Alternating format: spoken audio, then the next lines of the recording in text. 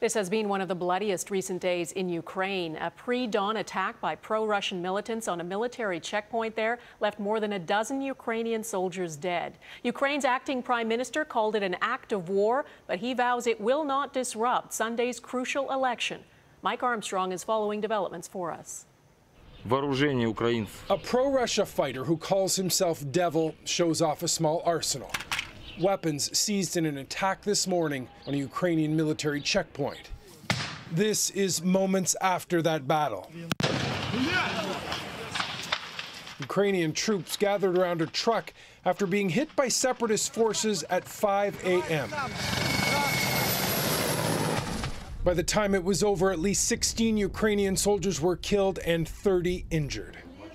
Parts of eastern Ukraine have been a battleground for weeks, often with citizens caught in the middle.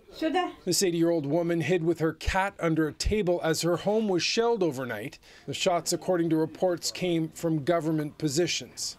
I am Ukrainian, she says, and this was done by Ukrainians. We need to be kind to one another.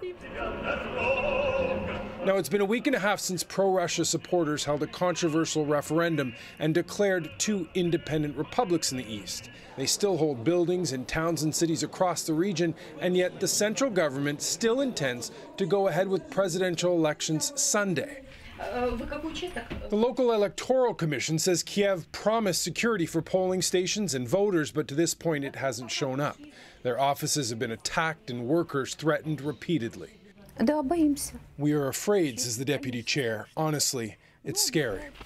Now, even if separatists block the vote in parts of the country, some analysts say holding the election will still have a stabilizing effect.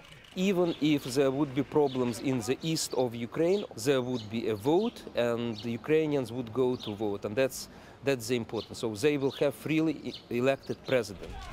Now, Kiev is making contingency plans in some cases, admitting they won't be able to hold the vote in some towns and cities. They're going to try and have polling stations as close as possible. Mike Armstrong, Global News, Montreal.